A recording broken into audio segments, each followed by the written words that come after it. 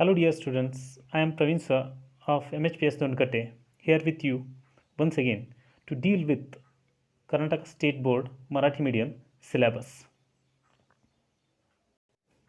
So as I told you, this is a Karnataka State Board Marathi Medium syllabus. So let us start in Marathi. तर पहा तुमच्यासमोर आज मी इयत्ता पाचवीमधील English या विषयातून पहिल्या युनिटमधील पहिली कविता द एलिफंट घेऊन आलेलो आहे. आता एलिफंट एलिफंट म्हणजे काय? एलिफंट शब्दचा अर्थ आपल्या सगळ्यांना माहिती आहे, सर्व विद्यार्थ्यांना माहिती आहे. बऱ्याचशा प्राण्यांची नावं आपण इंग्लिशमधून ओळखून घेतलेलं आहे. एलिफंट म्हणजे हत्ती. तर बघा तुमच्यासमोर छानसं एक हत्तीचं चित्र इथं दिसतं आहे, द एलिफंट. बघा निरीक्षण करा या चित्राचं. बरेचसे प्राणी आहेत त्याच्यात. मग लॉयन आहे, डिअर आहे, एलिफंट आहे, मंकी आहे, हिपोपॉटॅमस आहे. आणि ही सर्व प्राणी आपल्याला कसे दिसतात? पिंजऱ्यांमध्ये बंद आहेत. याचाच अर्थ हा एक झू आहे आणि त्या झूमध्ये काही मुलं प्राण्यांना पाहण्यासाठी आलेले आहेत. त्या हत्तीवर बसून देखील काही लोक, काही मुलं ह्या झूचा आनंद घेत आहेत.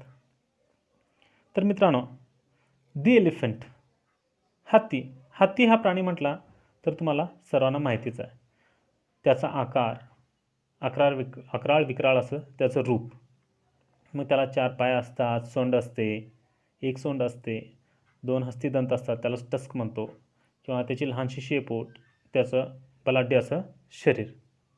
हत्तीबद्दल आपल्या सर्वांना चांगलंच माहीत आहे. लहानपणापासून त्या हत्तीवर असतील लिहिलेली गाणी, कविता आपण म्हणतो आहोत. हे झालं चित्राबाबत. तर आपल्याला बरेचसे इतर प्राणी देखील माहीत आहेत, कोणकोणते असतात. मग ते जंगली प्राणी असोत किंवा पाळीव प्राणी असोत.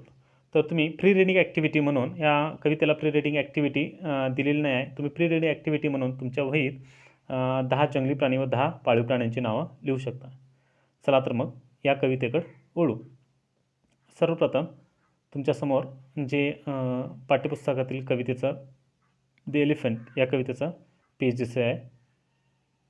इथं सुंदर असं स्टांजांमध्ये कवितेच्या ओळी तुम्हाला दाखवलेल्या आहेत. सर्वप्रथम या कवितेचं मी एक विशिष्ट अशा तालात वाचन करून दाखवतो आहे. लक्ष द्या ओळींवर. तुमच्याजवळ जर पुस्तक असेल तर पुस्तकावर बोट ठेवा, त्या प्रत्येक ओळीवर बोट ठेवा.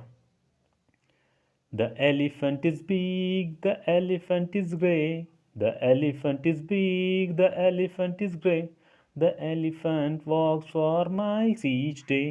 The elephant walks for miles each day. His trunk is long and oh what a fun. His trunk is long and oh what a fun. When it comes out for a cake or bun. When it comes out for a cake or bun. The elephant is big, his ears are wide. The elephant is big, his ears are wide. His back is broad for all to ride.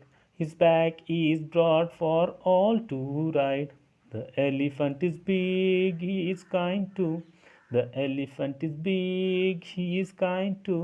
He carries the children round the zoo. He carries the children round the zoo.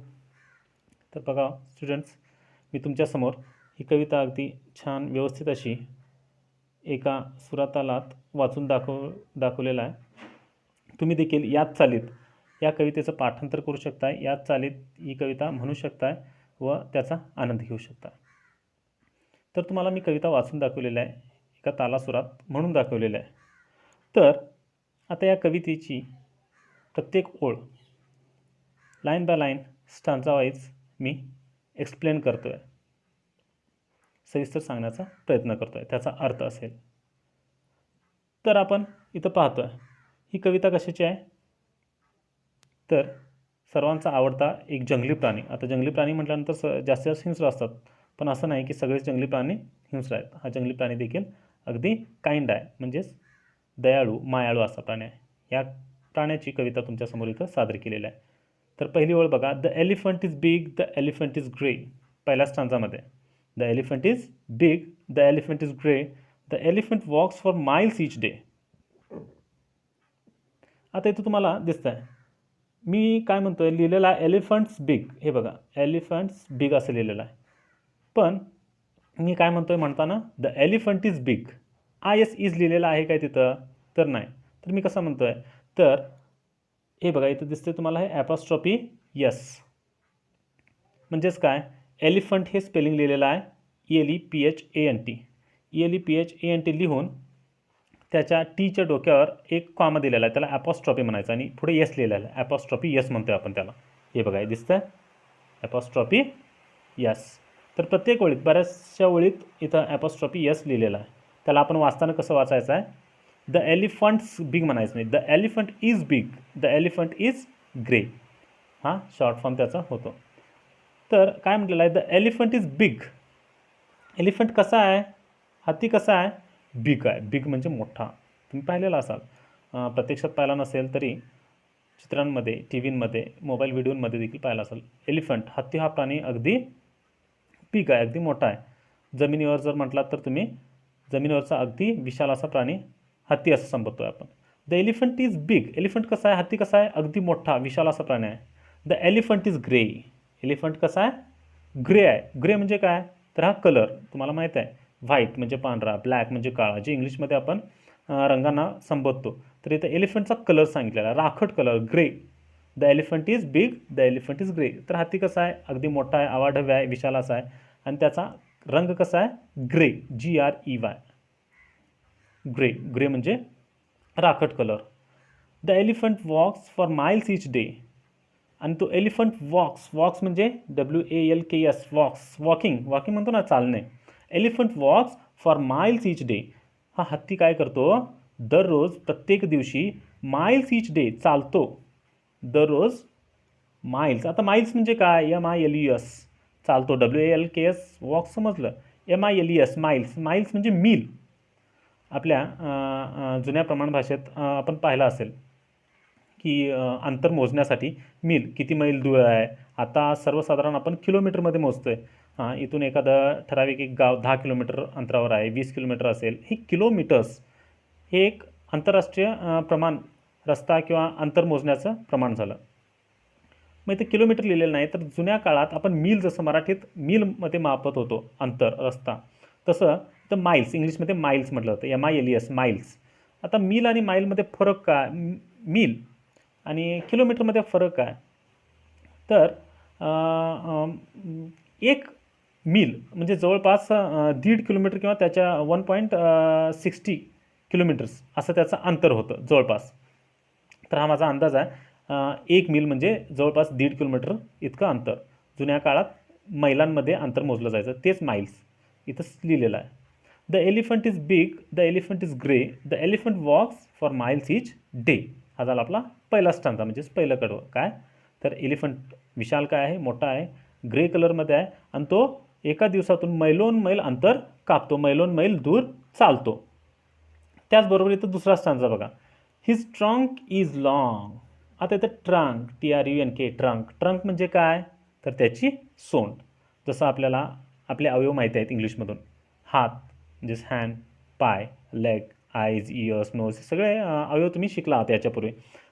मग आता trunk हा कधी अवयव आपल्याला आलाच नाही, याचा संदर्भ कधी आपल्याला आला नाही. का आला नाही, कारण ट्रंक आपल्याला नसते. ट्रंक म्हणजे काय, सोंड, ठराविक प्राण्यांनाच असते आणि त्यातल्या त्यात हत्ती म्हटल्यानंतर त्याची लांबच्या लांब सोंड आली. His trunk is long. त्याची ट्रंक कशी आहे, अगदी लांब लचक आहे, लांबडे आहे. TRUNK, trunk. ट्रंक म्हणजे सोंड. लिहून ठेवा तुम्ही शब्दांचे अर्थ. His trunk is long and oh what a fun. बघा, फन म्हणजे मजा. यात किती छान मजा आहे बघा.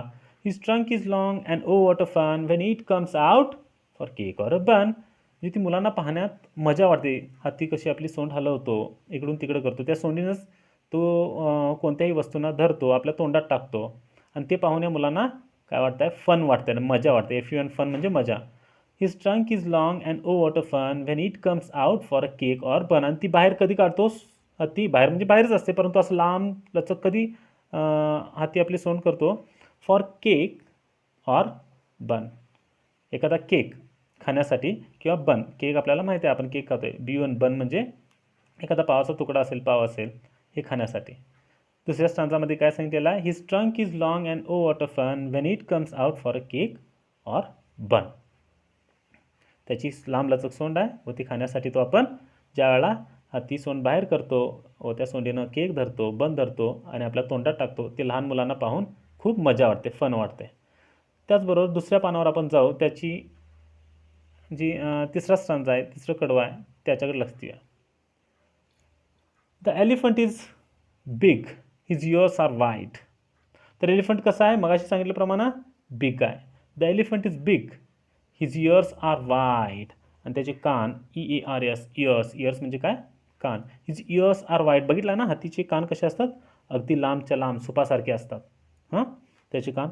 इयर्स आर वाईड, वाईड म्हणजे पसरट. शब्दांचे अर्थ लक्ष ठेवून ऐका. वाईड, WID, वाईड म्हणजे काय, पसरट. तुम्ही पाहिला असाल हातीचे सोंड लांब लचक, त्याचे कान कसे अगदी सुपासारखे, त्यालाच आपण पसरट म्हणायचं, wide, WID. The elephant is big, elephant खूप मोठा आहे. हिज इयर्स आर वाईड, त्याचे कान खूप पसरट आहेत. His back is broad for all to ride. BACK, back. Back म्हणजे काय, पाठ. हातीची जी पाठ आहे ना, ती कशी आहे, ब्रॉड आहे. ब्रॉड म्हणजे अगदी पसरट, रुंद, ज्याच्यावर बसून तुम्ही मगाशी चित्रात पाहिला असाल, बरीचशी लोक, बरीचशी मुलं त्या हातीच्या पाठीवर बसून त्याची सवारी करतायत. तर elephant is big, his ears are wide, त्याचे कान पसरट आहेत. हिज बॅक इज ब्रॉड, त्याची पाठ कशी आहे, अगदी पसरट आहे. आणि ती त्याची पाठ तेवढी पसरट काय माहिती आहे, फॉर ऑल टू राईड, शेवटच्या वेळी सांगितलेलं आहे, for all to ride. Ride, RID, ride म्हणजे स्वारी. आता ही कुठली इंग्लिशमधली स्वारी नाही, तर ही मराठीतली स्वारी. म्हणतो ना आपण, एखाद्या प्राण्याच्या वर बसून ज्या वेळा आपण पुढं जातोय, धावतोय, तो प्राणी आपल्याला घेऊन धावतो किंवा पुढं पुढं जातो, त्याला स्वारी म्हणतात. स्वारी म्हणजे पाठीवर बसून जाणे, RID, राईड. राईड म्हणजे काय, राईड करणे, पाठीवर बसून जाणे. तर त्याची पाठ इतकी मोठी काय, तर आपल्या सर्वांना तो आपल्या पाठीवर बसून घेतो व पुढं पुढं जातो, यासाठी त्याची पाठ मोठी आहे. बघा, हिज बॅक इज ब्रॉड, त्याची पाठ ब्रॉड आहे. ब्रॉड म्हणजे देखील पसरट, मोठी आहे. फॉर ऑल टू राईड, जेणेकरून सगळी मुलं, सगळी लोक त्याच्यावर बसतील, बरेचसे लोक बसतील आणि त्याची स्वारी करतील, आनंद लुटतील. हे झालं तिसरं कडवं. शेवटचं बघा कडवं. The elephant is big, he is kind too. हो, नक्कीच, एलिफंट कसा आहे, बिग आहे, हाती मोठा आहे. The elephant is big, he is kind too, KIND, kind. He is, इथं सांगितलेलं आहे बघा, ॲपॉस्ट्रॉफी यस, सुरुवातीच्या वेळी सांगितलं होतं, ही इज, हीच म्हणायचं नाही ते, he is kind too. KIND, kind. Kind म्हणजे काय, नम्र किंवा आपण दयाळू म्हणतो. ही शब्दांचे अर्थ तुम्ही लिहून ठेवा त्यावेळेस. KIND, काइंड म्हणजे नम्र. The elephant is big, he is kind too. तो खूप दयाळू देखील आहे, मायाळू देखील आहे, प्रेमळ देखील आहे. हो, नक्कीच, हत्ती हा प्राणी खूप नम्र व प्रामाणिक असतो. He carries the children round the zoo. He carries, CARRIES, he carries the children म्हणजे मुलं. तो काय करतो, तो मुलांना आपल्या पाठीवरून वाहून नेतो. कॅरी याचा अर्थ काय होतो, वाहून नेणे. तुम्ही पाठीवर त्याच्या जर हत्तीच्या बसला तर तो हत्ती तुम्हाला एका ठिकाणाहून दुसऱ्या ठिकाणी घेऊन जातो ना, त्याला म्हणतात वाहून नेणे, पुढे घेऊन जाणे. He carries the children round the zoo. आणि झू म्हणजे प्राणी संग्रहालय, जे तुम्ही मगाशी चित्रामध्ये पाहिलात, ZOO, झू म्हणजे प्राणी संग्रहालय. The elephant is big, he is kind too, he carries the children round the zoo. Elephant हा खूप मोठा आहे, पण तो खूप नम्र देखील आहे, प्रामाणिक आहे, काइंड आहे. ही कॅरीज द चिल्ड्रन, का, तो आम्हा सर्वांना आपल्या पाठीवर घेऊन, सर्व मुलांना पाठीवर घेऊन काय करतो, झूमध्ये चक्कर लावतो, म्हणजेच काय, फिरून आणतो, राऊंड द झू. तर अशा प्रकारे मी इथं तुम्हाला कविता line by line, stanza wise समजावून देण्याचा प्रयत्न केला आहे. आता कविता तुम्ही पाहिलात, कविता पाहता पाहता या बऱ्याचशा नवीन शब्दांचा अर्थ देखील तुम्हाला सांगितलेला. इथं देखील हे नवीन शब्द दिलेले आहेत बघा. WID, wide. वाईड म्हणजे काय, ब्रॉड. ब्रॉड याचा अर्थ काय, पसरट. हातीची कान सांगितलं ना, पसरट. त्याचबरोबर राईड. राईड म्हणजे काय, टू ट्रॅव्हल ऑन, म्हणजे सवार होणे, स्वार होणे म्हणतोय आपण. त्याच्या पाठीवर एखाद्या प्राण्याचं, जसं की घोड्याच्या पाठीवर तुम्ही बसून पुढं पुढं धावता ना, ते राईड. त्याचबरोबर काइंड, हेल्पफुल, केअरिंग, नम्र. आपण म्हणतोय ना, मदतीस तयार असतात काही मुलं, अशी काइंड मुलं, अगदी नम्र अशी मुलं. ही झाली शब्दांचा अर्थ. त्याचबरोबर इथं काही सेम साऊंडिंग वर्ड्स येतात. प्रत्येक कवितेत असतात बघा, बऱ्याचशा कवितांमध्ये असतात सेम साऊंडिंग वर्ड, जे त्या ओळींच्या शेवटी काही शब्द असतात, ज्या दोन वेगवेगळ्या ओळींच्या शेवटचे शब्द उच्चारास जवळपास समान असतात, एकसारखे असतात. त्यालाच काय म्हटलं जातं? Rhyming words. तसंच या कवितेत देखील काही रायमिंग वर्ड्स आहेत, जसे की हे बघा, ग्रे डे दिसतात दोन शब्द, दुसऱ्या ओळीचा शेवटचा शब्द, चौथ्या ओळीचा शेवटचा शब्द. ग्रे डे उच्चारण्यास एकसारखं जातं ना, स्पेलिंग वेगळा आहे, त्याचा अर्थ देखील वेगळा होतो, परंतु उच्चारण वेगळं. यमकरूपी शब्द ज्याला आपण म्हणतो ग्रे डे, हे झाला रायमिंग वर्ड्स. त्याचबरोबर दुसऱ्या स्टांजामध्ये, दुसऱ्या कडव्यात देखील आहे बघा, कुठं आहेत? फन बन दिसला शब्द हा, दोन ओळींच्या शेवटी फन बन. ग्रे डे असेल, फन बन असेल, तर याला रायमिंग वर्ड्स म्हणायचे. तिसऱ्या आणि शेवटच्या स्टांजामध्ये देखील असे रायमिंग वर्ड्स आहेत. ते कोणते? WID वाईड, RIDE राईड दिसतं, वाईड राईड. आणि शेवटच्या स्टांजांमध्ये TWO ZOO zoo, two zoo. तर असे grey day, wide, ride, fun, bun, two, zoo अशा कवितेच्या वेगवेगळ्या ओळींच्या शेवटचे जे शब्द असतात, उच्चारण्यास एकसारखे सेम साऊंडिंग म्हटलं जातं, त्यांनाच रायमिंग वर्ड्स असे म्हणतात. तर अशा प्रकारे तुम्हाला ही कविता मी समजावून सांगण्याचा प्रयत्न केलेला आहे. त्याच्यातील नवीन शब्द व रायमिंग वर्ड्स देखील तुम्हाला सांगितलेले आहेत. तर अपेक्षा ठेवतो की ही कविता देखील तुम्हाला समजलेली आहे आणि इथं मी आजचा पाठ संपवतो आहे. थँक्यू, धन्यवाद.